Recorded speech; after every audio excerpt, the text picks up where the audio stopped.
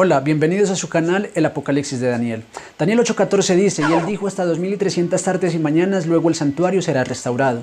Este versículo se traduce de diferentes maneras en varias versiones de la Biblia. La última palabra del versículo, restaurado, purificado, rehabilitado, justificado y reivindicado, entre otras. La palabra hebrea que es traducida de esta manera es Shadak, que encierra correctamente esos significados.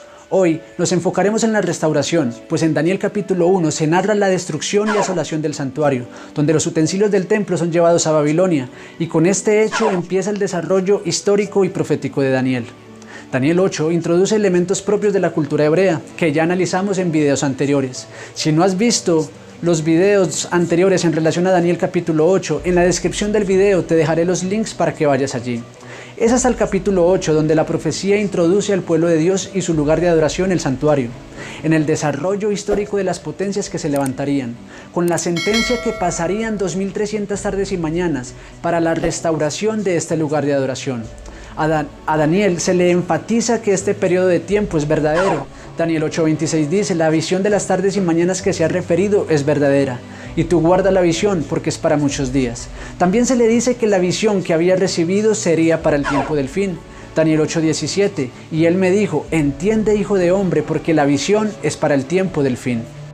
Podemos inferir que esta sentencia enferma a Daniel, porque la asolación que se había realizado sobre Jerusalén se extendería por 2300 años más. Ahora podríamos preguntar, ¿por qué 2300 años? Si Génesis 1:19 habla de la tarde y la mañana como un día. Analicemos esto. Si este periodo de tiempo fueran días literales, estaríamos hablando de 6 años y 3 meses aproximadamente, que podríamos decir no es mucho tiempo, pero Daniel entendía correctamente que esta sentencia se refería a 2300 años, pues en Números capítulo 14 versículo 34 dice, conforme al número de los días de los 40 días en que reconociste la tierra, llevaréis vuestras iniquidades 40 años, un año por cada día, y conoceréis mi castigo. La desolación sobre el pueblo de Israel había sido producto de la desobediencia del pueblo. Por eso Ezequiel declaró lo siguiente, Ezequiel 4:6, cumplidos estos te acostarás sobre tu lado derecho segunda vez, y llevarás la maldad de la casa de Judá 40 días, día por año te lo he dado. Con esto entonces podemos entender el quebrantamiento del profeta. Daniel 8:27 dice, y yo Daniel quedé quebrantado, y estuve enfermo algunos días, y cuando convalecí atendí los negocios del rey, pero estaba espantado a causa de la visión y no la entendía. Luego de un tiempo, la transición del imperio caldeo al persa, donde los 70 años profetizados por Jeremías estaban para cumplirse, Daniel va a estudiar el libro de Jeremías. Jeremías 29:10 dice, porque así dijo Jehová, cuando en Babilonia se cumplan los 70 años, yo os visitaré, y despertaré sobre vosotros mi buena palabra, para haceros volver a este lugar.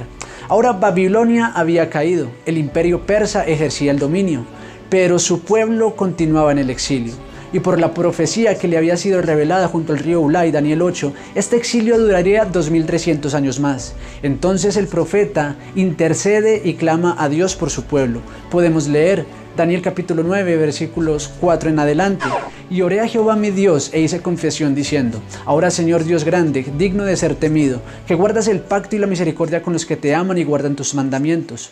Hemos pecado, hemos cometido iniquidad, hemos hecho impíamente y hemos sido rebeldes, y nos hemos apartado de tus mandamientos y de tus ordenanzas. No hemos obedecido a tus siervos los profetas, que en tu nombre hablaron a nuestros reyes, a nuestros príncipes, a nuestros padres y a todo el pueblo de la tierra. Daniel 9:15 al 19 sigue diciendo, ahora pues, Señor Dios nuestro, que sacaste tu pueblo de la tierra de Egipto con mano poderosa, y te hiciste de renombre cual lo tienes hoy. Hemos pecado, hemos hecho iniquidad. Oh Señor, conforme a todos tus actos de justicia, apártese ahora tu ira y tu furor de sobre Jerusalén, tu ciudad, tu santo monte, porque a causa de nuestros pecados y por la maldad de nuestros padres, Jerusalén y tu pueblo son el oprobio de todos en derredor nuestro. Ahora pues, Dios nuestro, oye la oración de tu siervo y sus ruegos, y haz que tu rostro resplandezca sobre tu santuario asolado. Por amor del Señor, inclina, oh Dios mío, tu oído, y oye y abre tus ojos, y mira nuestras desolaciones, y la ciudad sobre la cual es invocada tu nombre, porque no elevamos nuestros ruegos ante ti, confiados en nuestras justicias, sino en tus muchas misericordias. Oye, Señor, oh Señor, perdona, presta oído, Señor, y hazlo, no tardes por amor de ti mismo, Dios mío, porque tu nombre es invocado sobre tu ciudad y sobre tu pueblo. Esta oración de Daniel tuvo inmediata respuesta. Daniel 9:20 al 23 dice: aún estaba hablando y orando y confesando mi pecado y el pecado de mi pueblo Israel, y derramaba mi ruego delante de Jehová mi Dios por el monte santo de mi Dios. Aún estaba hablando en oración, cuando el varón Gabriel, a quien había visto en la visión al principio, volando con presteza vino a mí a la hora del sacrificio de la tarde. Y me hizo entender y habló conmigo diciendo: Daniel, ahora he salido para darte sabiduría y entendimiento. Al principio de tus ruegos fue dada la orden, y yo he venido para enseñártela, porque tú eres muy amado. Entiende pues la orden y entiende la visión. Daniel, que no había entendido la visión de Daniel 8, donde las 2300 tardes y mañanas podríamos llamar la orden, y la visión el conflicto entre el macho cabrío contra el carnero y los cuernos que de allí se desprendían, ahora al profeta se le revelarían detalles adicionales, enfocando esto al desarrollo del pueblo de Dios, incluyendo una nueva profecía de tiempo. Daniel 9:24 dice: 70 semanas están cortadas para tu pueblo y tu santa ciudad, para acabar la prevaricación, poner fin al pecado, expiar la iniquidad, traer la justicia de los siglos, sellar la visión y la profecía y ungir al santo de los santos. 70 semanas, es decir, 70 veces 7. Levítico 25:8. Y contarás 7 semanas de años, 7 veces 7 años, de modo que los días de las 7 semanas de años vendrán a hacerte 49 años. Estas 70 semanas representan 490 años, destinados para el pueblo de Israel y Jerusalén, que se descontaban o cortaban de los 2300 años. Después de los 490 años empezaría el tiempo de los gentiles. Lucas 21:24 dice: y caerán a filo de espada y serán llevados cautivos a todas las naciones, y Jerusalén será hollada por los gentiles hasta que los tiempos de los gentiles se cumplan. Esta profecía, Daniel 8 y 9, encierra algo pleno, algo completo, pues son 7 cosas que de allí se desprende. Número 1, terminar la prevaricación. Número 2, poner fin al pecado. Número 3, expiar la iniquidad. Número 4, traer la justicia perdurable. Número 5, sellar la visión. Número 6, sellar la profecía. Número 7, ungir al santo de los santos. Podemos concluir correctamente por toda esta evidencia bíblica que los tiempos allí expresados son años. Y esta profecía tiene un cumplimiento hasta el fin del mundo. Ahora, al profeta se le da la indicación o la señal en la cual esta profecía de tiempo empezaría a desarrollarse. Daniel 9:25. Sabe pues y entiende que desde la salida de la orden para restaurar y edificar a Jerusalén hasta el Mesías príncipe, habrá 7 semanas y 62 semanas. Se volverá a edificar la plaza y el muro en tiempos angustiosos. La señal es la orden para 1, restaurar y 2, edificar. 1. Restaurar. ¿Restaurar qué? Pues el santuario. Recuerden que Daniel 8:14 también habla de restaurar el santuario después de 2300 años, pues el santuario había sido asolado y destruido por Nabucodonosor, pero aquí aparece una próxima restauración después de 7 semanas, es decir, 7 veces 7, como lo leímos en Levíticos 25:8, o sea, 49 años. Juan 2:20 dice: dijeron luego los judíos: en 46 años fueron edificados este templo, y tú en 3 días lo levantarás. Por este versículo confirmamos que desde la orden dada por Artajerjes hasta la restauración del templo o el santuario, pasaron los 49 años o 7 semanas para restaurar este templo. Número 2, edificar. ¿Edificar qué? Pues edificar la plaza y el muro en tiempos angustiosos, después de 7 semanas y 62 semanas, es decir, 69 semanas o 483 años. La historia de la restauración de este templo o este santuario y la ciudad está registrada en Esdras, en Nehemías, en Zacarías y Ageo. Estos últimos fueron quienes profetizaron en esos tiempos. Hay que aclarar que Esdras menciona 3 decretos, 3 órdenes o salidas para restaurar y edificar Jerusalén. El primero dado por Ciro, Esdras 1:1, en el primer año de Ciro, rey de Persia, para que se cumpliese la palabra de Jehová por boca de Jeremías. Despertó Jehová el espíritu de Ciro, rey de Persia, al cual hizo pregonar de palabra y también por escrito por todo su reino, diciendo, versículo 2, así ha dicho Ciro, rey de Persia: Jehová, el Dios de los cielos, me ha dado todos los reinos de la tierra, y me ha mandado que le edifique casa en Jerusalén, que está en Judá. Con este edicto, la profecía de Jeremías quedó cumplida, pero la restauración del santuario no inició plenamente desde allí, pues el pueblo no fue obediente ni confió plenamente en Dios. En Zacarías y Ageo, tú puedes leer estas malas acciones del pueblo de Dios. Y es que las profecías, al igual que las promesas y las amenazas, son condicionales, dependen del actuar humano. Entonces, en el capítulo 6 de Esdras, vemos a Darío con una segunda orden, que ratificaba la orden dada por Ciro. Finalmente sale un tercer decreto promulgado por Artajerjes, quien además ordena la restauración de la parte civil del pueblo hebreo. Y es con este decreto que la profecía empieza a correr. Esdras 7:1. Pasadas estas cosas, en el reinado de Artajerjes, rey de Persia, Esdras, hijo de Seraías, versículo 6, este Esdras subió a Babilonia, versículo 7 y 8, y con él subieron a Jerusalén algunos de los hijos de Israel y de los sacerdotes, levitas, cantores, porteros y sirvientes del templo, en el 7º año del rey Artajerjes, y llegó a Jerusalén en el mes 5 del año 7 del rey. Nota que se repite 2 veces el 7º año del rey, es decir, se da un énfasis para destacar el 7º año del rey Artajerjes, pues con este monarca, la profecía de las 70 semanas junto con las 2300 tardes y mañanas empezaría a correr. Esdras 7, 11, 13 dice, sigue diciendo, Artajerjes, rey de reyes, a Esdras, sacerdote, escriba erudito en la ley de Dios del cielo. Paz, por mí es dada orden que todo aquel que en mi reino, del pueblo de Israel y de sus sacerdotes y levitas y que quieran ir contigo a Jerusalén, vaya. Y de allí en adelante puedes seguir leyendo todo el edicto que formula este rey. Cuando buscamos información en la historia en relación a este rey persa, encontramos lo siguiente. Comenzó a reinar en el año 464 a.C. Entonces sabemos que el edicto sale el 7º año de su reinado. Entonces es el año 457 que marca el inicio de la profecía. Recordemos que antes de Cristo los años se cuentan en forma invertida.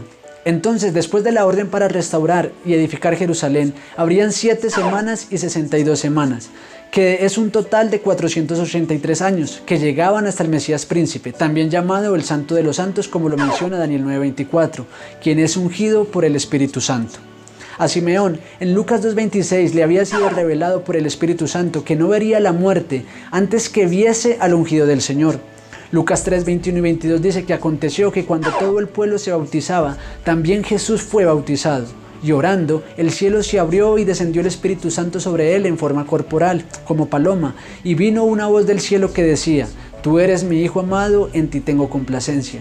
Lucas 4:18 sigue diciendo, el Espíritu del Señor está sobre mí, dijo Jesús, por cuanto me ha ungido para dar buenas nuevas a los pobres. Me ha enviado a sanar a los quebrantados de corazón, a pregonar libertad a los cautivos y vista a los ciegos, a poner en libertad a los oprimidos.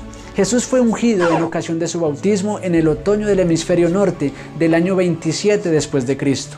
Entonces, desde el año 457 a.C., más 483 años de las 69 semanas, si hacemos la suma nos da 26, pero siempre que se pasa de antes de Cristo a después de Cristo se agrega un año.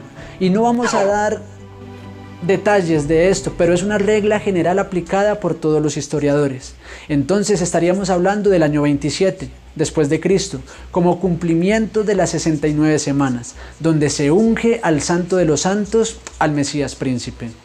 Daniel 9:26, y después de las 62 semanas se quitará la vida al Mesías, mas no por sí. Después del bautismo de Jesús, se le quita la vida en la cruz del Calvario 3 años y medio después de iniciar su ministerio, pues el versículo 27 dice, Daniel 9:27, y por otra semana confirmará el pacto con muchos. A la mitad de la semana hará cesar el sacrificio y la ofrenda. En ocasión de su muerte en la cruz, Mateo 27:51 registra, y he aquí el velo del templo se rasgó en 2, de arriba a abajo, y la tierra tembló y las rocas se partieron. Con este edicto cesó el sacrificio y la ofrenda, como válidas para la expiación del pecado, pues el Cordero de Dios que quita el pecado del mundo había sido ofrecido en sacrificio. Daniel 9:26, y el pueblo de un príncipe que ha de venir destruirá la ciudad y el santuario, y su fin será con inundación, y hasta el fin de la guerra durarán las devastaciones. En el año 70, el general Tito, quien más adelante llegó a ser emperador, es por eso que Daniel lo llama príncipe, vino y destruyó la ciudad y el templo, y el santuario quedó nuevamente destruido, asolado. Y para más detalles de este hecho histórico puedes leer la historia de los judíos escrito por Flavio Josefo o en el libro Conflicto de los Siglos capítulo 1, donde se dan muchos más detalles de esta destrucción. Ahora la profecía de las 2300 tardes y mañanas cobra sentido, pues después de la destrucción realizada por Tito en el año 70, la profecía nos indica una nueva restauración después de 2300 años. Daniel 9:27 dice, y por otra semana confirmará el pacto con muchos. Esta última semana de años, como ya lo mencionamos, está dividida en dos periodos, de 3 años y medio o media semana. El primer periodo aplicado al ministerio de Jesús con su pueblo, después el ministerio de los discípulos con el pueblo judío, predicando y confirmando el pacto con muchos en el hecho que Jesús era el Mesías prometido. Al cumplimiento de esta última semana de años suceden dos hechos trascendentales. Número 1. El apedreamiento de Esteban en el año 34, después de los 3 años y medio del ministerio de los apóstoles entre el pueblo judío, y el paso del evangelio a los gentiles con la experiencia de Pedro y Cornelio, y el posterior llamado de Pablo como predicador a los gentiles. Después se produce la destrucción de Jerusalén en el año 70. Lucas 21:24, y caerán a filo de espada y serán llevados cautivos a todas las naciones, y Jerusalén será hollada por los gentiles hasta que los tiempos de los gentiles se cumplan.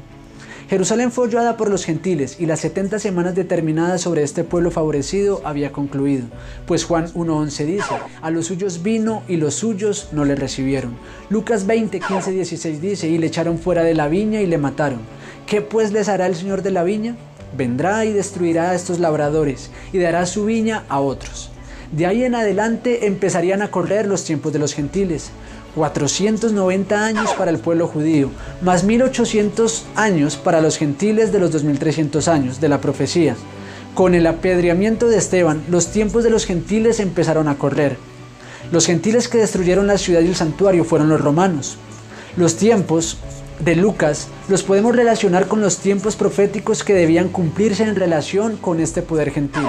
En Daniel 7 y Apocalipsis 13, como ya lo estudiamos, menciona parte de estos tiempos, donde después de 1260 años, al cumplirse estos tiempos, después el santuario sería restaurado, justificado, vindicado y purificado.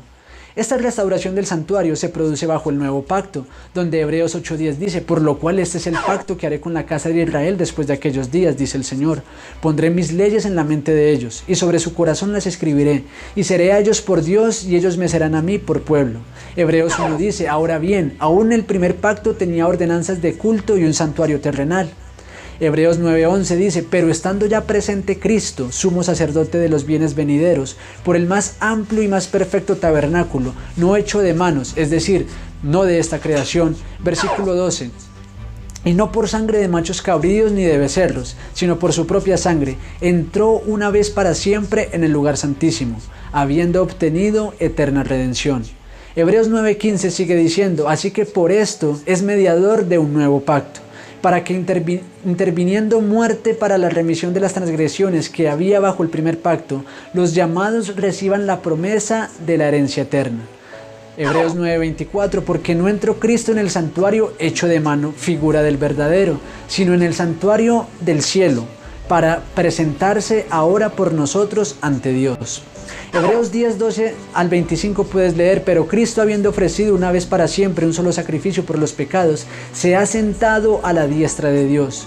De ahí en adelante, esperando hasta que sus enemigos sean puestos por estrado debajo de sus pies, porque con una sola ofrenda hizo perfectos para siempre a los santificados, y nos atestigua lo mismo el Espíritu Santo, porque después de haber dicho, este es el pacto que haré con ellos después de aquellos días, dice el Señor, pondré mis leyes en sus corazones y en sus mentes las escribiré. Añade, y nunca más me acordaré de sus pecados y transgresiones, pues donde hay remisión de estos, no hay más ofrenda por el pecado. Así que hermanos, teniendo libertad para entrar en el lugar santísimo por la sangre de Jesucristo, por el camino nuevo y vivo que Él nos abrió a través del velo, esto es, de su carne, y teniendo un gran sacerdote sobre la casa de Dios, acerquémonos con corazón sincero, en plena certidumbre de fe, purificados los corazones de mala conciencia y lavados los cuerpos con agua pura. Mantengámonos firmes sin fluctuar la profesión de nuestra esperanza, porque fiel es el que prometió, y considerémonos unos a otros para estimularnos al amor y a las buenas obras, no dejando de congregarnos como algunos tienen por costumbre, sino exhortándonos, y tanto más cuando veáis que aquel día se acerca. En un video anterior vimos cómo este santuario está ilustrando el plan de salvación. En la descripción del video te voy a dejar el link para que lo puedas mirar y puedas entender el orden y el contexto de ideas que venimos estudiando y cómo la profecía cobra una poderosa luz en relación con este santuario. El cuerno pequeño que destruyó el santuario, Daniel 8:11, dice que aún se engrandeció contra el príncipe de los ejércitos, y por él fue quitado el continuo sacrificio, y el lugar de su santuario fue echado por tierra. El mismo poder que actuó con el pueblo de un príncipe que había de venir, esto en Daniel 9:26, y que destruiría la ciudad y el santuario, y su fin sería con inundación, y hasta el fin de la guerra durarían las devastaciones. Este poder que representa al Imperio Romano, quien en su primera etapa, la Roma pagana, la bestia terrible y espantosa de Daniel 7, destruyó el santuario, y después en su etapa papal, el cuerno pequeño de Daniel 7, profanaron el santuario, echando la verdad por tierra y levantaron en su lugar del santuario que levantó el Señor y no el hombre, un santuario profanado, adulterado, modificado, pues Daniel 8:12 dice, y a causa de la prevaricación le fue entregado el ejército junto con el continuo, y echó por tierra la verdad e hizo cuanto quiso y prosperó. Ahora vamos a mencionar solo 3 aspectos en los cuales la Roma eclesiástica adulteró el plan de salvación, ilustrado en el verdadero santuario. Lo primero, invirtieron los muebles del atrio. ¿Cómo así? Mira, colocaron primero la pila de bronce que representa el bautismo y después el altar de sacrificio. Y preguntarás, ¿cómo es eso? Pues en la iglesia romana, primero se bautiza siendo niño y después se le pide que crea. Cuando el orden dado por Dios es primero creo y luego me bautizo, como lo muestra el atrio. Marcos 16:16 dice, el que creyere y fuera bautizado será salvo, mas el que no creyere será condenado. Preguntamos entonces, ¿acaso puede un bebé tener uso de razón para tomar una decisión de salvación? Lo dudo. ¿O fue acaso el ejemplo que Jesús nos dio? No. Jesús fue bautizado a los 30 años. Segundo aspecto, los romanos hacen confesión de pecados al sacerdote, y el sacerdote tiene el poder de perdonar pecados. Pero en el santuario, los pecados se confesaban sobre el animal que se ofrecía en sacrificio. Mira un ejemplo de eso, Levíticos 16:21. Y pondrá Aarón sus 2 manos sobre la cabeza del macho cabrío vivo, y confesará sobre él todas las iniquidades de los hijos de Israel, todas sus rebeliones y todos sus pecados, poniéndolos así sobre la cabeza del macho cabrío, y lo enviará al desierto por mano de un hombre destinado para esto. Jesús fue acusado por blasfemia por el hecho de perdonar pecados, pues correctamente los judíos creían que solo Dios tiene poder de perdonar pecados. Pero la iglesia romana hoy día persiste en ese sistema de adoración adulterado, en ese santuario profanado. Aunque hacen confesiones de cambiar en ciertos aspectos. Vi parlo così semplicemente, con gioia e nostalgia. Facciamo crescere la nostalgia, perché questo ci spingerà a trovarci, a abbracciarci e a lodare Gesù Cristo come unico Signore della storia. E a lodare Gesù Cristo come unico Signore della storia. E pregare al Signore perché ci unisca tutti. E avanti, siamo fratelli. Ci diamo spiritualmente questo abbraccio e lasciamo che il Signore finisca l'opera che Lui ha incominciato. Perché questo è un miracolo, il miracolo dell'unità è incominciato. Para simpatizar con las iglesias protestantes que tienen su respaldo en la potencia mundial dominante, los Estados Unidos, pues este país fue fundado en su mayoría por los padres peregrinos, refugiados de la Inquisición papal. Vemos que sus declaraciones de reconocer a Jesús como único Salvador es pura mentira, pues ante la crisis que estamos viviendo por el coronavirus, vemos lo siguiente. Affidandoci all'intercessione di San Giuseppe, custode della Sacra Famiglia, custode di ogni nostra famiglia. Hacia las 4 de la tarde para rezar por el fin de la epidemia del coronavirus en la Basílica de Santa María la Mayor a la Virgen Salus Populi Romani, cuyo icono es custodiado y venerado allí. Tutti insieme preghiamo per gli ammalati, per le persone che soffrono. Sotto la tua protezione cerchiamo rifugio, Santa Madre di Dio.